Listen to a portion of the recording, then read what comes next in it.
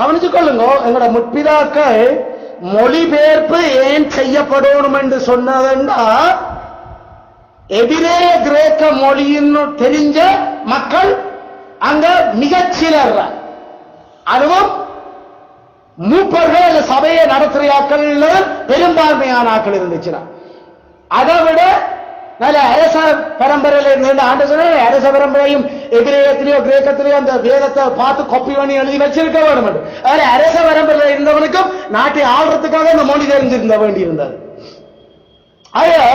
அந்த ஆக்களை தவிர மற்ற 99% ஆக்களுக்கும் மூல மொழிகள் தெரியாது. ஆனா பைபிள் சொல்லுது மற்ற பக்கம் மக்கள் எல்லா மனுஷராக இருக்கிற தேவனுடைய சபை மக்கள் எல்லாருக்கும் வேதத்துல உரிமை இருக்கின்ற, வேதத்துல அவர்களுக்கு விருப்பமும் இருக்கிறாங்க. வேதத்துல உரிமையும் விருப்பம் இருந்தது யாரால கொடுக்கப்பட்டது? பரிசுத்த ஆவியால். என்ன பரிசுத்த ஆவியானவர் அந்த வேத வார்த்தைகளினுடைய அந்த சத்தியத்தால மனுஷருடைய ஆத்மாவை உயிர்ப்பிச்சவர். பரிசுத்த ஆவியானவர் தான் அந்த வேத சத்தியங்கள் அந்த பாலை குடிக்க வச்சு கொண்டிருக்கிறார். பரிசுத்தாவியாக இருக்கிற அந்த கடவுள்தான் அந்த வேத சத்தியத்தால கொள்கைகளை அவர் உருவாக்கி அந்த வெளிச்சமாக்கி கொடுத்து கொண்டிருக்கிறார். பரிசுத்தாவியான அந்த எழுதின வேதத்தில் எபிரேய கிரேக்கத்தில் எழுதினவர் தான் அவர் அந்த வார்த்தைகளால கடைசியில கிறிஸ்துவனுடைய நியாயஸ்தலத்தில் தீர்க்க போறார். அதனால கடைசியில கடவுள் தெரிவு செய்ததும் வேதத்தால பிறப்பிக்கப்பட்டதும் வேதத்தால வளர வச்சதும் வேதத்தால தன்னோட வாழ்க்கை அமைக்க வச்சதும் வேதம் தான் கடைசியில நியாயம் தீர்க்கப்படுறதும் கடவுள். மனுஷன் தாங்கள் விரும்பி அவாவா போயிட்டு வேதத்தை இது கடவுளால மக்களுக்குள்ள அந்த வித போடப்பட்டபடியால அப்ப வேதம் அந்த கடவுளுடைய வார்த்தை பரிசுத்த எழுத்துல என்ன சொல்லுது என்று அவர்கள் அதை பார்க்கிறதுக்கு அவளுக்கு உரிமை இருக்கிறது. அது உரிமை மட்டுமில்ல, அவர்களுக்கு அதுல ஒரு சரியான அக்கறை. ஏண்டா எதை செய்தாலும் தேவண்ட சித்தப்படி செய்யணும். ஐயோ அப்ப தேவண்ட சித்தம் என்ன என்று பார்க்காம நான் செய்ய மாட்டேன், அது கட்டாயம் தெரியணும் என்றதை அவர்கள் அனைவரும் அந்த எபிரேய கிரேக்கத்தினுடைய அந்த பரிசுத்த எழுத்தில் என்னென்று தேட வேண்டி இருக்குது.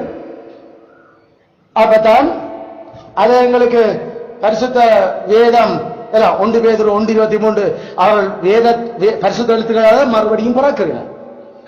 1 பேதுரு 2:3 அவர்கள் பரிசுத்த எழுத்துக்களால் வளருகிறார். மத்தேயு 4:4 அவர்களுடைய சீவியமே பரிசுத்த எழுத்துக்கள் தங்கி இருக்குது. ஆயால அவர்களுக்கு அதுல உரிமை இருந்து they have right to know what in the holy scriptures. அது மட்டும் இல்ல, அவர்களுக்கு வேதத்தை ஆராயணும் என்ற கட்டளையும் விட்டிருக்கிறார். வேதத்தை வாசி வேதத்தை ஆராய என்று கட்டளையும் விட்டிருக்கிறார். இது மூப்பர்களுக்கு மட்டும் இல்ல, இது நான் கிடைக்கிறது சாதாரண விசுவாசிகளுக்கு. அவர் எங்களுக்கு சொல்லிருக்கிற 1 தெசலோனிக்கேயர் 5:27 இந்த நிருபம் பரிசுத்தமான சகோதரர் யாவருக்கும் வாசிக்கப்படும்படி செய்ய வேண்டும். அது சபைக்கு தான் அது எல்லாம் வாசிக்கப்படணும் என்று சொல்லப்படுது.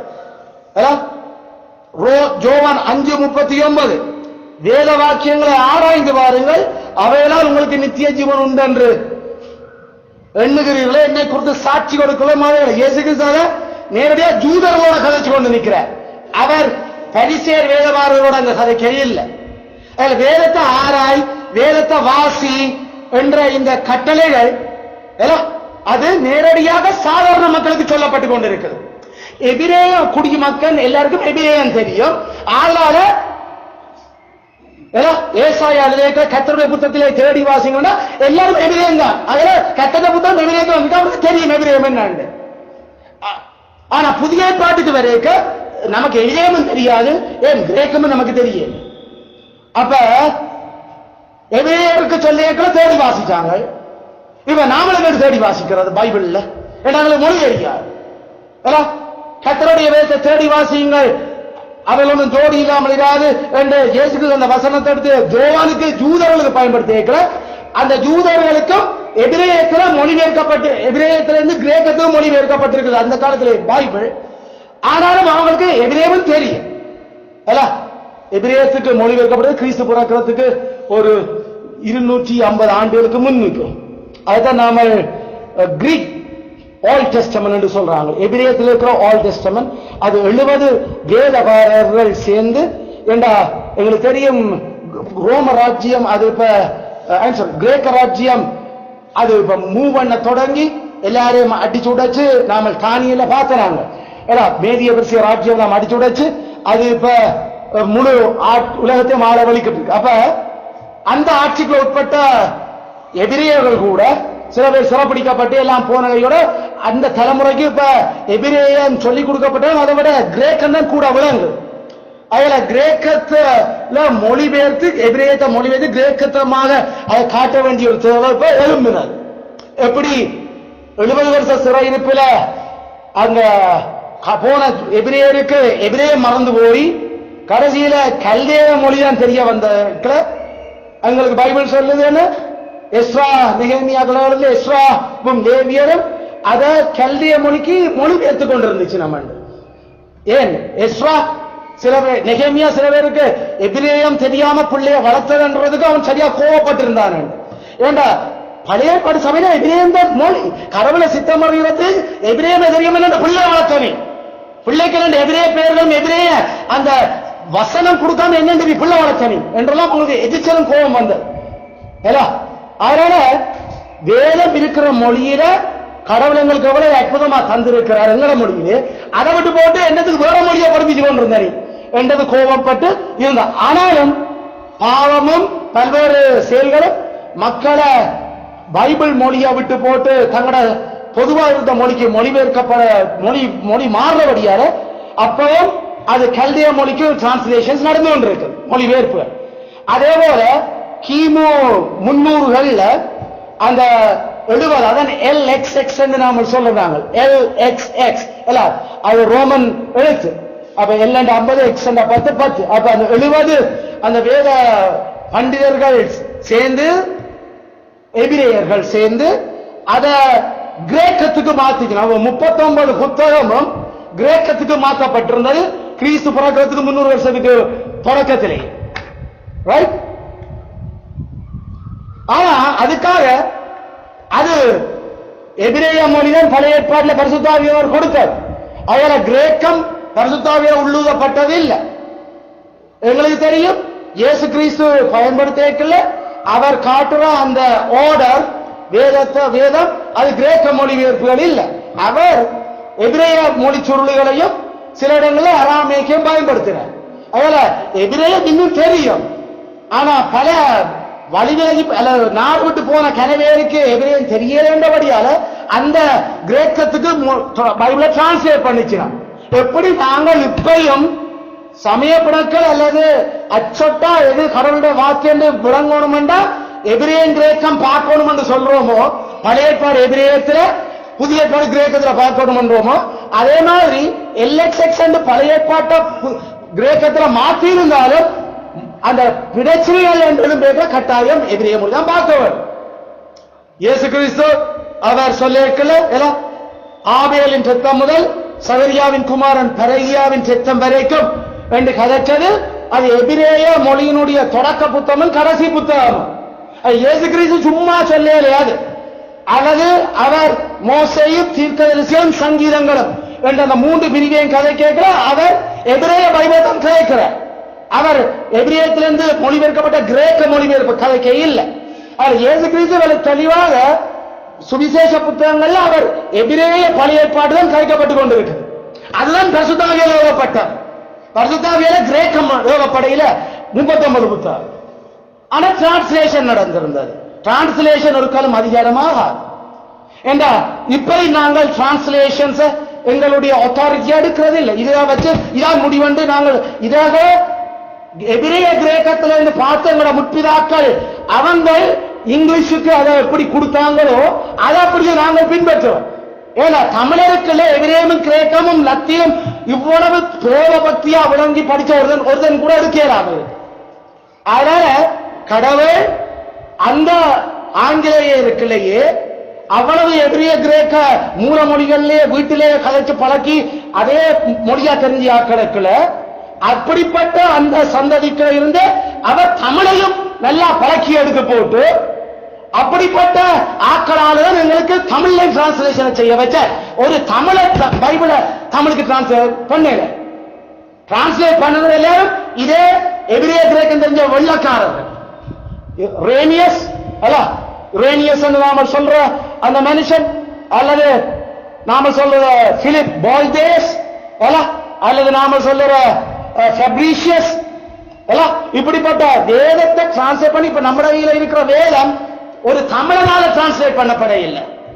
அது கிரேக்கம் எபிரேயம் நல்ல பாண்டித்யம் பெற்று தமிழையும் சென்னையிலேயே ப்ரொஃபஸரா இருந்து சென்னை யூனிவர்சிட்டிக்கு தமிழ் டிபார்ட்மெண்ட்டுக்கு ப்ரொஃபஸரா இருந்து யாக்கள் செய்தார். இதுகள் எல்லாம் அல்லது ஆக்ஸ்போர்ட் கேம்பிரிட்ஜில் அந்த தமிழுக்கு அகராதி எழுதி அந்த தமிழ் இலக்கண நூல்களை இங்கிலீஷுக்கு எழுதின ஆக்களால் டிரான்ஸ்லேட் பண்ணப்பட்டிருந்தது. ஒரு தமிழன் தமிழுக்கு மொழிபெயர்க்கல, கடவுள் விடே இல்லை. அப்படி ஏண்டா அப்படி ஒரு தேடி பிடிக்கணும்னா அது திருப்பி ஒரு 1000 வருஷம் கடவுள் பழக்கி எடுக்கணும் திருப்பி. விளங்குதோ? இங்கதான் நம்ம தமிழ் மொழிபெயர்ப்பு படு பயங்கர பிரச்சனை எழும்ப போகுது. ஆயசோடு நாம கவனிக்க வேண்டிய இந்த விஷயங்கள் என்ன என்று நாம சொல்லுறோம்டா, எங்களுடைய மொழிபெயர்ப்புகள் கட்டாயம் அது அந்த மொழிக்கு அது டிரான்ஸ்லேட் பண்ணப்பட வேணும் என்றதை நாங்கள் எங்களுடைய முற்பிதாக்கள் சொல்லி இருக்கிறோம். அது சரி. ஏனென்றா தேவனுடைய மக்கள் எல்லாரும் வேத வாசிக்கும் ஆராயம் கட்டளையிடப்பட்டிருக்கிறான். அவன் ஆராயவன் கட்டளை வாசிக்கணும் மாட்டா, தனக்கு தெரியாத மொழியை என்ன ஆராய்ச்சிக்காக பார்க்கிறார். அதனால மொழி எந்தெந்த மொழியில பரிசுத்த கடவுள் தந்த மக்களை தெரிவு செய்திருக்கிறாரோ, சபை ஒன்று அமைக்கிறாரோ, அந்த திருச்சபையின் மக்களுக்கு அவர்களுடைய மொழியில பரிசுத்த எழுத்துக்கள் மொழிபெயர்க்கப்பட வேண்டும். அப்படி மொழிபெயர்க்கப்படுறதுக்கு எங்களுக்கு பல விஷயங்களை இதுல கையாள தொடங்குற அந்த மொழிபெயர்ப்புகள்ல. அப்ப குறிப்பாக மொழிபெயர்ப்ப நாம பார்க்கல. எங்களுடைய விசுவாச அறிக்கையின்படி அந்த மொழிபெயர்ப்புகளினுடைய இலக்கு என்ன, ஏன் அவர்கள் இந்த மொழிபெயர்ப்புகளை மொழிபெயர்க்கப்பட்டு பரிசுத்தத்தில் வாசித்து ஆராயணும்? 3 இலக்கம் கொடுக்கப்பட்டிருக்கிறது. ஒன்று, தேவ வார்த்தை பரிசுத்த எழுத்துகள் அனைவர் மத்தியிலும் அபரிமிதமாய் வாசம் பண்ணுவோம். That is the end, that is the purpose of the translation. ஏன் பரிசுத்த எழுத்துக்கள் டிரான்ஸ்லேட் பண்ணப்படும் அந்தந்த மொழியில சபைக்கு? ஒன்று, பரிசுத்த கடவுளுடைய வார்த்தை எழுத்துகள் சபையாக இருக்கிற மக்கள் அனைவரின் மத்தியிலும் பரிபூரணமாய் வாசமாயிருக்கும். இரண்டாவது, திரிய கடவுள் ஏற்றுக்கொள்ளத்தக்க முறையில மக்கள் தங்களோட வாழ்க்கையில கடவுளை சேவிக்க வேண்டும். கடவுளால் ஏற்றுக்கொள்ளத்தக்க முறையில கடவுளை மக்கள் சேவிக்க வேண்டும். மூன்றாவது, வேத வாக்கியங்கள் கொடுக்கிற ஆறுதல் மற்றும் பொறுமையால ஆறுதல் பொறுமையால நம்பிக்கை கொண்டிருக்க வேண்டும். இந்த 3 இலக்குகளுக்காகத்தான் மொழிபெயர்ப்பு நடந்து கொண்டிருக்கிறது. ஒன்று, தேவ வார்த்தை அனைவர் மத்தியிலும் அபரிவிதமாய் வாசம் பண்ண. அதென்ன என்ன? பரிசுத்த எழுத்துக்களால சொல்லப்படுகிற அந்த சத்தியங்கள் நமது உள்ளான மனுஷனில சம்பூரணமாக நிறைவாக வாழ வேண்டும், சீவிக்க வேண்டும். உபதேசங்கள் எம்மில வசிக்கிறதுக்கு பரிசுத்த எழுத்துக்களை முதலாவது நாமல் அறிஞ்சிருக்க வேண்டும். அறிஞ்சிருக்கிறது என்று சொல்வது பரிசுத்த கடவுளால் எழுதப்பட்ட வார்த்தைகள்ல இருக்கிற பாசம், அதை நாம வாசிக்கிறது, அதை பாடமாக்கி வச்சிருக்கிறது, அதை தியானிக்கிறதுக்கு பேரான அறிஞ்சிருக்கிறது. அறிஞ்சிருக்கிறோன்னு சொன்னா வாசிக்க மட்டுமில்ல, அதை நாம சொன்ன வாசிச்சுட்டு போறல. அறிதல் என்று சொன்னா அது அதை நேசிக்கிறது, அதை வாசிக்கிறது, அதை பாடமாக்குறது, அது தியானிக்கிறது. ஆதாம் ஏவாளை அறிந்தான் எவ்வளவு பார்த்து கொண்டே இருந்தவரோ இல்ல. அறிதல் என்றால் ஏவாள அவன் நல்லா படிச்சான், ஏவாள நல்லா அவன் பாசம் வச்சிருந்தான், ஏவாள குறிச்சு அவளுடைய நினைப்பு, கடவுளோட அவளுடைய தொடர்பு, தன்னோட அவளுடைய தொடர்பு, அவள் வர்ற பிள்ளைகளோட தன்னுடைய தொடர்பு, அதை குறிச்சே தியானமாயிருந்தான். ஏவாளே அவன் மனசுல கண்ணுக்கு பிரியமா நிறைஞ்சிருந்தாள். இதுக்கு பேரன் அறிதல். பைபிள் அதான் அறிதல் என்று சொல்லு. அறிதல் என்றது அதோட ஒன்றிணைஞ்சு போயிடுறது, அது அதை எனக்குள்ள கொண்டு வர்றது, அல்லது நான் அதுக்குள்ள பிரவேசிக்கிறது. இதுக்கு பேர் அறிதல். பைபிள் பயன்படுத்தது டு நோ. வேத வேத வார்த்தை அனைவரின் மத்தியிலும் பரிபூரணமாய் வாசம் பண்ணுறதன் மொழிபெயர்ப்பினுடைய நோக்கம் என்றா அது என்னத்தை சொல்ல வருது? அந்த சொல்லுகளால கடவுள் படிப்பிக்கிற சத்தியங்கள் எங்களுடைய ஆத்மாவில நிறைஞ்சு வாழும். அது நிறைஞ்சு வாழணும் என்றா அந்த சொல்லுகள் பாடமாயிருக்கணும், அது தியானிக்கப்பட்டிருக்க வேணும், அது எங்களோட மண்டையில நிறைச்சிருக்க வேணும், அதுவே எங்களோட வாழ்க்கையினுடைய செயல்கள் பேச்சுகள்ல வந்து கொண்டிருக்கணும். ஐயோ அது இல்லாம எங்களால வாழையால் என்ற அந்த அந்த அந்த ஏக்கம் இருந்து கொண்டிருக்க வேணும். இதான் மெய்யான கடவுளுடைய மக்களுக்கு வேத வார்த்தை செய்யற வேலை. அதைத்தான் நாங்கள் அறிதல் என்று சொல்லுறோம், வாசம் பண்ணுதல் என்று சொல்லுறோம். இது வாசியல என்ன தியானிச்சு நீ வாசியதை பற்றி என்ன அதுல இருந்து என்ன என்ன சத்தியங்கள் இன்றைக்கு நீங்கள் எடுத்திருக்கிறீங்க? இல்ல வாசிய நான் 5 அதிகாரம் என்ன சத்தியம் தெரியாது, அதுக்கு பேர் அறிகிறது இல்ல பைபிள. You have to know the truth. அதுல இருக்கிற சத்தியம் பாருங்க. இந்த மக்கள் எங்கட கால்களுக்கு அதுல இருந்து படிச்ச என்ன சத்தியம் தீபமாக இருக்குன்னு சொல்லும். போத சொல்லிய வாசி அளிக்கிறது வாசி போட்டு வாசி ஒரு மன திருப்தியில நம்மளே ஏமாத்துறது இல்ல. வேதத்தை அறிதல் என்றது அதுல பியூரிட்டி சொல்ல சரியான கவனம்.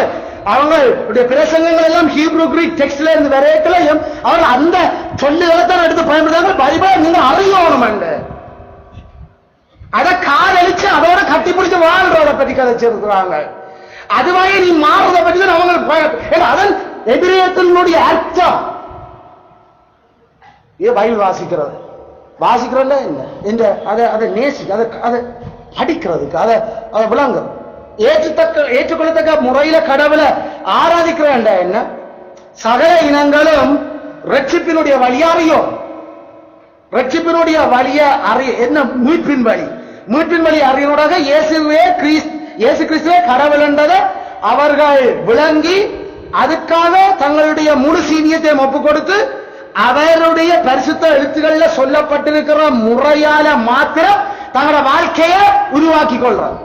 அதுக்கு பேர் சேவிக்கிறது. சேவிக்கிறது 2 மணி நேரம் சேர்த்து 3 பாட்டு பாடிக்கு போட்டு எழுப்பி போறது இல்ல. நாங்கள் இங்க கதைக்கிற சேவிப்பு, இதுல எழுதப்பட்ட சேவிப்பு, அது அவரோட உடனிருந்து தொண்டு செய்த, அதுக்கு பேர் சேவித்தல். அவரே என் ஜனங்களை போக விடு, அவர்கள் என்னை சேவிக்க வேணும் அண்ட என்ன ஒவ்வொரு ஓய்வு நாள் தோறும் காலமால வந்து தனக்கு 2 பாட்டு பாடிட்டு போறது. அவர் சொன்னவர் எனக்கு 7 நாள்ல ஒரு நாள் வந்து என்னோட காலமால பலி செலுத்திட்டு போறது. நோ 7 நாளும் நான் சொன்ன மாதிரி அதில் வாழ்றதனூடாக எனக்கு பணிவிட செய்து கொண்டிருக்கும். இதுக்கு பேர் சேவிப்பு. அதுல ஒரு நாள் விசேஷித்த நாள், அது மிக விசேஷமா எங்களை எந்த வேலையும் செய்யாம அவரை சேவிக்க வாரம். அதுலயும் அவர் எங்களை அவசியமான வேலையை செய்யலாம் என்று எங்களுக்கு ஒதுக்கி தந்து இருக்கிறார். Serving. I serve this company. நான் இந்த கம்பெனியில இந்த கம்பெனிக்கு சேவை செய்கிறேன், தொண்டு செய்கிறேன், பணிவிட செய்கிறேன் என்று நாம சொல்றது. கம்பெனி என்ன ரூல்ஸ் அண்ட் ரெகுலேஷன் சொல்லுதோ அதுக்கேற்ற மாதிரி அவரோட வாழ்றோம். எவ்வளவு காலம்? 6 நாள் வேலையா, 5 நாள் வேலையா, எத்தனை மணித்தியால வேலை, அதை செய்கிறோம். அதெல்லாம் கம்பெனியில வேலை இல்லாத நேரத்திலையும் நீ வேற வேலை செய்யக்கூடாது. ஏன்னா அப்படி ஏதாவது செய்யணும்னா எங்கிட்ட அனுமதி எடுத்திருக்கவர். ஏன் உண்ட தவற மக்களே எல்லாம் கடைசியில டெம்பரிக்கு சேவை செய்யறது போட நீ செய்யற உங்க பர்சனல் வேலையை உங்க முழு கவனம் தெரிஞ்சு செய்யறீங்க. பிறகு இந்த ஆள் மட்டும் உடம்பு மட்டும் இருக்கு, முசிர் எல்லாம் உண்ட வேலையில் இருக்கு. அதனால அது இன்ட்ரெஸ்ட் கான்ஃபிளிக்ட் ஆகும், அக்கறைகள் எல்லாம் சிதற தொடங்கும். அதனால தனிப்பட உங்களோட எந்த வேலையும் செய்யறாதுண்டா. அதனால கடவுளை சேவிக்கின்ற முழு இருதயத்தோட, முழு ஆத்மாவோட, முழு பிளத்தோட, முழு சிந்தியோடும் கடவுளை சேவிக்கிறது. கொஞ்ச நேரம் இல்ல, அது ஞாயிற்றுக்கிழமை விசேஷித்த சேவிப்பு நேரம். மிச்ச 6 நாளும் ஞாயிற்றுக்கிழமையின் உட்பட எல்லா நாளும் கடவுளத்தை நாம சேவிக்கிறோம். என்ன படைச்சவர், என்ன மீட்டவர், படைச்சவர் மீட்டவர். அவர் எப்படி இந்த பூமியில தன் படைப்புகளை நான் அனுபவிக்கணும், பயன்படுத்தணும், ஆளணும் என்று சொல்லி இருக்கிறாரோ அதை எப்படி எனக்கு சொல்லி தந்திருக்கிறார். ஐயோ அதான் நான் அவரை சேவிக்கலாம். எப்படி நான் என்ன மீட்டிருக்கிறார் என்று சொல்லியிருக்கிறேன். அதறிஞ்சாத்தான் நான் அதை நோக்கி என்ற எல்லா வாழ்க்கையும் அமைக்கலாம். அதுக்குதான் சேவிப்பு. 4 பாட்டு பாடி பைவசனை சொல்லி போட்டு கெட்டதை சொல்லிட்டு போறது இல்ல சேவிப்பு. அது பைபிள் விளங்காத ஆட்கள் செய்கிறது, பரலோகம் பெறாது அதுகள் எல்லாம். நாங்கள் ஒரு காலத்தில் அப்படித்தான் இருந்த நாங்கள் கடவுளங்கள் அப்படி விடையில.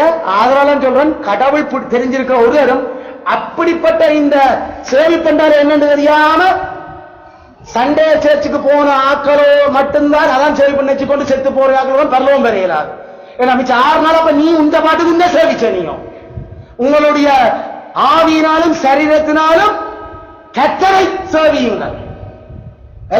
அதான் கர்த்தருக்கு சர்வீஸ், அவருக்கான சர்வீஸ் செய்யும். அதனால எங்களை முற்பிதாக்கள் எழுதியக்களை அபரிவிதமா வாசம் பண்றது மட்டும் இல்ல, ஏற்றுக்கொள்ளத்தக்க முறையில அவர்கள் கடவுளை சேவிக்க, அவர்கள் விசேஷித்த சேவிப்பாகிய சபத்தும் அங்க கையில இருந்ததா, மனதில் இருந்ததான். நாளாந்த காலனாலே குடும்ப சபமும் அதுல இருந்ததான். ஆனா மிச்ச நேரமும் கடவுள் சொல்ல ரூல்ஸ் அண்ட் ரெகுலேஷன் நீ வாழ்க்கை அமைக்கும். அதுவும் சேவிப்பு தான். விசேஷித்த சேவிப்புக்கும் பொதுவான சேவிப்புக்கும் வித்தியாசம் இருக்குதான். மிச்ச 6 நாளும் குடும்ப சபம் செய்த மாதிரி கத்திர நாள்ல வந்து சேவிக்க இயலாதான். அது விசேஷித்த சேவிப்பு. ஆனா அதுவும் சேவிப்பு தான்.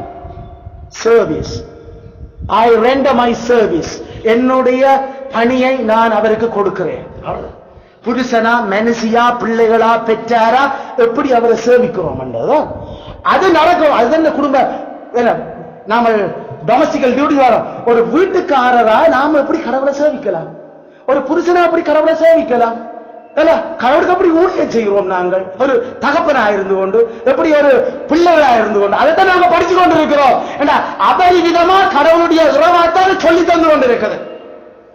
இதுக்கு புல்பிட்டில வந்து நின்றாத்தான் சேவிப்பு இல்ல, அது விசேஷித்த சேவிப்புக்கான நடைமுறைகள். நாளதம் 6 நாள் நீதான் வீட்டுல உள்ள புள்ள ஊட்டிகளை மனசிய கடவுளுக்களை ஆசாரியன் நடத்தணும். அதை எப்படி சேவிக்க பண்றதுன்றதுக்கு வேதம் சொல்லி கொடுத்து கொண்டு இருக்குது. அதுல அதைத்தான் நாங்கள் இங்க சொல்றோம், பரிசுத்த எழுத்துகளில சொல்லப்பட்டிருக்கிற முறையில மாத்திரம் அவரை சேவிக்க பண்ண. பாரம்பரியம் மனுஷன் சொல்ற முறைகள் எல்லாத்தையும் பயன்படுத்தி கடவுளை சேவிக்கிறதுக்கு வைக்காதது. ஏன்னா மொழிபெயர்ப்பினுடைய நோக்கமே அந்த கடவுளுடைய பரிசுத்த எழுத்துக்கள் சொன்ன முறையில மட்டும் அவரை சேவிக்க பண்ணல. அதைத்தான் நாம இதப்பா பெரிய ஆறுதல் என்ன கொடுக்கும், ஆறுதல் பொறுமைன்ற என்ன, பரிசுத்த எழுத்துக்கள்ல இருக்கிற பரிசுத்தவான்களுடைய சீவியத்துல அவர்கள் காண்பிச்ச பொறுமை என்ன, அவர்களுடைய நெருக்கங்கள்ல தேவன் அவர்களுக்கு கொடுத்த ஆறுதல்கள் என்ன, பரிசுத்த எழுத்துக்களை வாசிக்கிற போது நாமும் படுற பாடுகள் நெருக்கங்கள்ல எப்படி ஆறுதல் அடைகிறது. எங்களுடைய அந்த நெருக்கங்கள் அல்லது வாழ்க்கைகள்ல நாங்கள் எப்படி பொறுமை காக்கணும், கடவுளுடைய மக்கள் காத்த மாதிரி அவர் எங்களுக்கு கொடுத்திருக்கிற நம்பிக்கை என்ன, பரிசுத்தவான்கள் அவ்வளவு பிரச்சனைகளையும் எப்படி நம்பிக்கையா வாழ்ந்தீனம், ஏன் அவர்கள் வெட்டப்பட்டு சாக்கொல்லப்பட்டாலும் அவர்கள் இன்னும் என்னத்தை நம்பிக்கொண்டிருந்தீனம், எங்களை கடவுள் நீதியின் கடவுள், அவர் மிக நல்ல கடவுள், அவர் அநீதிக்காரத அநீதியா விட்டுறது இல்ல, அவர் கட்டாயம் காலம் எடுத்தாலும் அதுக்குரிய நீதியை கொடுக்கிற கடவுள். அதனால தனிப்பீடத்தின் கீழே அவருக்கு நாங்கள் மண்டாடலாம். எப்ப அந்த நீதி நிறைவேறும் எங்களுக்கு அது தெரியல, மண்டாடுறோம். அப்ப இல்ல கொஞ்சம் பொறுமையா இருங்கோ, இல்ல வெள்ளையுடைய தெரிஞ்சு உங்களுக்கு தான் ஐயோ உங்களை மாதிரி இன்னும் கனவே கொல்லப்பட வேணும். ஆகையில வரப்போற உபத்திரவங்கள் பாடுகளுக்கு ஆறுதல் இருக்குது, நித்திய ஜீவன் இருக்கு. பயப்படாத, என்ற அதுகளை நாமல் விளங்கி நாமளும் வாழ்க்கையில சுவிசேஷத்துக்கா இப்படி கடவுளை சேவிக்கிறதால படுற பாடுகளுக்கு எங்களுக்கு நம்பிக்கை இருக்கு என்று சொல்றதுக்கா இப்படி நாங்கள் கடவுளை சேவிக்கிறதால வர்ற இழப்புகளுக்கு கடவுள் நூறத்தனையா பரலோகத்திலே ஆசீர்வதிப்பார் என்ற நம்பிக்கையோட பரலோகம் நாம சொல்றது புதிய வானம் புதிய பூமி இல்ல பரலோகத்துக்கு போய் அங்கே அதுல நாங்கள் கடவுளங்களை நடத்துவோம் அப்படிதான் புத்திராக்கள் போயிருக்கிறோம் நம்ம என்றதை நாங்கள் விளங்கி அதால ஆறுதல் அடைகிறதுக்கு வேதம் சொல்லியமா மொழிபெயர்க்கப்படலாம் விளங்குதா? அதனால இதைத்தான் நாம பரிசுத்த தேவனுடைய வசனத்தை மொழிபெயர்ப்பினுடைய நோக்கங்கள் சொல்லுறோம். மொழிபெயர்க்கிறது ஈஸியா மக்களுக்கு விளங்குறதுக்காக இல்லை. கவனிக்க, அது ஒரு நோக்கமே இல்லை இங்க.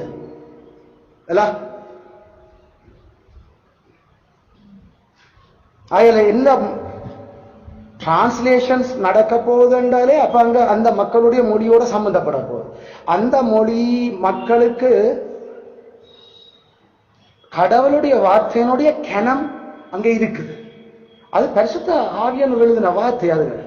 அப்ப அதை டிரான்ஸ்லேட் பண்ணிக்கிறோம். அதுக்குரிய கணம் அந்த கணத்தோட மக்களுக்கு பயன்படுத்துற மாதிரி அவர்களுக்கு விளங்கத்தக்கதான சொல்லாடுகள் பயன்படுத்தப்படுது. அதுக்காக பரிசுத்தாவியானவர் சொல்லாத சொல்லெல்லாம் மக்களுக்கு விளங்காது. அதனால அவளுக்கு விளங்கத்தக்க ஒரு சொல்ல நான் பயன்படுத்த போறேன் நாம யோசிக்க கூடாது. உதாரணத்துக்கு தமிழர் இனத்துல திராட்சை தோட்டம் இல்லை அல்லது திராட்சை மரங்கள் இல்லை. எல்லாம் திராட்சை நாம வைன் வைன் வைன் நாம வைன் நாம அந்த ஆலைகள் நமக்கு வேணுமெண்டா கல்லு தெரியும், நமக்கு வேணுமெண்டா சாராயம் தெரியும், நமக்கு வைன் தெரியாது. அது வெள்ள, இது ஏதோ ஒரு ஆரஞ்சு கலரோ ஏதோ ஒரு பிரவுன் கலர். ஆனா வைன் அது இரண்டு தெரியாத ஒரு சூழல்ல வைன் என்றது தமிழ் இனத்தினுடைய அந்த தொழில்கள்லையும் இல்லை. அதனால நாம அதை கல்லண்டு மாற்றுவோம். அதுல வைன் மரம் எல்லாம் பெனை மரம் என்று மாத்தி போட்டு உங்களுக்கு விளங்கத்தக்க விதமாக நான் அதை சொல்லுகிறேன் என்று நீ திராட்சை தோட்டத்தை நாட்டும் பொழுது அதை ஆசை, நீ பனமர தோட்டத்தை செய்யும் பொழுது அப்படி மொழிபெயர்க்கிறாது. உனக்கு விளங்குற மொழி விளங்குறதுக்காக மொழிக்காக மொழிபெயர்க்கப்படையில. பரிசுத்த ஆவியானவர் சொன்னத அவர் என்ன சொன்னாரோ அது உனக்கு விளங்காட்டியம் நீ தேடி பிடிச்ச அதை விளங்கிக் கொள்ளவர். அது வைன், அது திராட்சை மேல திராட்சை மரம் தான். நான் அதை பனமரம் வந்து மாத்தேறாது விளங்கு. அல்ல கன மக்களுக்கு அது என்ன கலர் தெரியாது. அதனால நாம சிவப்பு கலரா வரக்கூடிய ஒரு ஏதாவது இருந்தா ஜூஸ் வேற ஒரு மரத்தை நாம சொல்லுவோம் என்று மொழிபெயர்ப்பாளர் அப்படி மொழிபெயர்க்கிறார். எந்த இனத்துக்கு போறது பரிசுத்த வேத எழுத்துகளா இருக்கு. அதுல மக்களுக்கு விளங்கத்தக்க இல்லை இந்த விஷயம். அந்த இனத்துக்கு பரிசுத்த எழுத்துக்கள் கடத்தப்பட்டிருக்காங்க கேள்வி. அவன் ஒலிவ மர கன்றுகளை போல் இருப்பார்கள். என்ன ஒலிவ மரமே நம்ம இடத்துல இல்ல, தமிழ் ஆட்களுக்குள்ள இல்ல. ஒலிவ மரம் என்னென்று விளங்க போகுது. அப்ப விளங்குற மொழியில நாம் எழுதுவது நல்லா இருக்கு, நல்லா பச்சை பசையில உயர்ந்து வளர்ந்திருக்க வேப்ப மரம் போல் இருப்பான் என்றால் இத பரிசுத்த சொன்னது. அப்ப திருப்பி நாங்க சொல்றோம், அந்த இனத்துக்கு என்ன விளக்கம் இருக்கோ அந்த விளக்கத்துக்கு இல்ல பைபிளை கொண்டு வர. பைபிள் இதனுடைய பரிசுத்த எழுத்துக்களினுடைய அதே சொல்லுகளை அவர்களுக்கு கொடுக்கணும். அதை விளங்கப்படுத்துறதுதான் நீ மூப்பர்கள் இருக்கிறது. விளங்குதோ? அதுல மொழிபெயர்ப்புல படுபயங்கரமான பிரச்சனைகள் எழும்புறதுக்கு காரணம் அந்தந்த இனத்தினிடத்துக்கு வர்ற பல உருவ அந்த பைபிள் பரிசுத்த பயன்படுத்தின அந்த குறிகள் சொல்லுகள் அவர்களுக்கு இல்ல. பேலியாளின் மக்கள் சன்ஸ் ஆஃப் பெலியா பேலியாளின் மக்கள். இது ஒரு எபிரேய சொல் பேலியா. ஏன் நம்மளுடைய இரேனியஸ் அல்லது ஃபெப்ரீஷியஸ் பேலியாள் அப்படி வச்சிருக்கிறோம். ஏனென்றால் தமிழினத்துக்கு அப்படிப்பட்ட அந்த அதை அடையாளம் காட்டுறதுக்கு ஒன்று இல்லை. அப்படி என்றா நம்ம பாஷையில சொல்லணும்டா கழிவு கட்டதுகளின் மகன்மே அதை டிரான்ஸ்லேட் பண்ற கழிவு கட்ட இதுகளுக்கு பிறந்த மகன்மே. ஆனா கழிவு கட்ட பைபிள் சொல்ல இல்லை. அது அங்க காட்டப்படுறது, அதாவது கடவுளுடைய சட்டத்துக்கும் அவருடைய வசனங்களுக்கும் எதிராக இருந்து என்ன எல்லாம் மூத்தவாளித்தனமா செய்யலுமோ அப்படி செய்யக்கூடிய ஒரு ஆட்கள், அவங்களுக்கு பிறந்த மகன். அப்ப அதுவே சில வேளையில டிரான்ஸ்லேட் பண்ணிட்டு நமக்கு துன்மார்க்கருடைய மகனை நாம துன்மார்க்கர் என்ன விளங்குறது? துன்மார்க்கர் அது அளவு குறைஞ்சதும் இருக்கும், துன்மார்க்கம் சரியான கேடுகட்ட துன்மார்க்கமும் இருக்கும். அதுல சில இடங்கள்ல மொழிபெயர்ப்பு நமக்கு விளங்குற மாதிரி, அதாவது கேடுகட்டது பெத்த பிள்ளைகள், இதான் எங்களுடைய அந்த சரியான இது, கேவலங்கள் பெத்த பிள்ளை. அப்ப சில மொழிபெயர்ப்புகளை நாம அதான் எங்களுடைய மொழிபெயர்ப்பாளர் எபிரேயன் தெரிஞ்சவங்க, தமிழ் நல்லா தெரிஞ்சவங்க, அப்படி ஒரு நடைமுறை தமிழுக்குள்ள இல்ல கதைக்கிறதுக்கு எல்லாம். அல்லது நம்மளுக்கு பம்பில பிறந்ததுகள் என்று சில